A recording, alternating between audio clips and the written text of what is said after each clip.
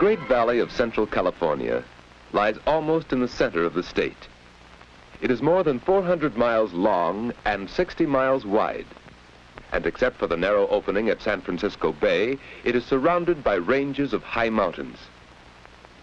A long time ago, this whole area was a great gulf, an arm of the Pacific Ocean. Many swift streams flowed into it from the surrounding mountains. Rushing mountain streams like this carried millions of tons of earth down into the Gulf. Now, what happened after that went on for thousands of years? Decayed rock materials from the mountains were dumped into the Gulf and spread out by the rivers and streams. Gradually, the Gulf filled up with these earth materials. Now, all that is left of the old Gulf is San Francisco Bay. After countless thousands of years, the great Central Valley was formed, a valley filled with deep, fertile soils and drained by two river systems. The Sacramento, fed by many tributaries, flows from the northern end of the Great Valley to the Delta land east of San Francisco.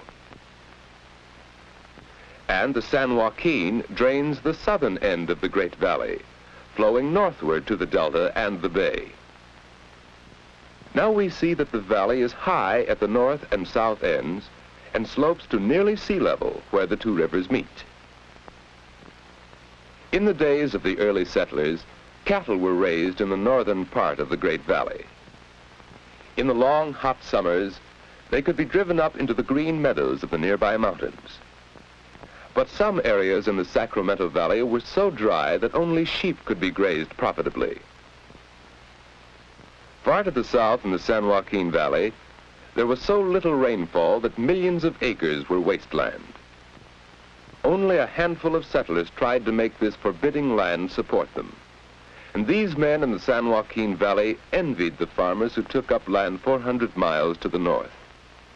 Because most of the northern part of the Great Valley had enough water for wheat, corn, and vegetables, the farms of this part of the valley were prosperous. The wealth of this northern section of the Great Valley was water, flowing from the nearby mountains. The farmers on this land harvested rich crops. Dairy farming prospered with green pastures and pure water. Now let's remember this fine farm in the well-watered part of the northern valley and compare it with this in the southern San Joaquin. This soil is rich. Given enough water, it could produce bountiful harvests. Only about 40 miles from this dry valley floor, but higher in the rain-moist Sierra Nevada mountains, are the giant sequoia trees. How mighty water can be in shaping the landscape. But nature had not provided water down in the valley. Millions of acres would have remained a barren waste if the men who settled this part of the Great Valley had not used their knowledge and strength to irrigate the land. They dug wells and pumped water into the naturally fertile soil. As more and more water was needed, they built reservoirs to hold the excess water of the winter rains. The frost-free growing season is more than 240 days a year, and with irrigation, many farms produce several crops each year. Today, the valley is benefiting from the creation of a giant irrigation project.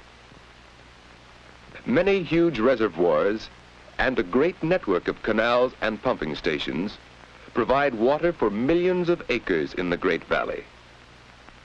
When man used his wisdom and energy to bring water to this land, he worked wonders. The irrigated soil yields heavy crops of long-stapled Egyptian cotton. The original cotton seeds were imported from the muddy delta of the Nile River. The climate and soil of the entire Central Valley are excellent for grapes, and its vineyards rival those of France and Italy. Many varieties of grape are used to make the wines for which the valley is famous. And here's another famous crop of the valley, raisins. The ripe grapes are placed on paper trays right in the vineyard, where the hot sun dries them and turns the juice into sugar. When they are dry on top, they are turned to dry the grapes evenly and prevent mildew. The city of Fresno is known as the raisin center of the world. Men use the hot sun of the long, rainless summer to dry grapes into raisins, plums into prunes, as well as figs, pears, and apricots. Dried fruit is a major product of the Great Valley, and conditions for drying it are at their best near Fresno. Finally, the trays of nearly dried fruit are stacked so that nature will finish the process slowly in the shade. Some ranchers operate their own roadside stands, selling produce to customers who come along the highways. But most of the crops go to nearby Fresno, where they are prepared for market. That's a load of fresh-picked grapes, bound for market. We've learned how man's use of irrigation developed the arid southern part of the Great Valley, and how the city of Fresno serves as a trading center for the region. 200 miles north, on the delta of the San Joaquin, is Stockton. The natural fertility of the delta land has been increased by another system of canals and pumping stations, distributing water to 400,000 acres of rich farmland. The irrigated land produces valuable harvests of beans, carrots, celery, tomatoes. In fact, a great many different kinds of crops are grown here on the rich delta soil.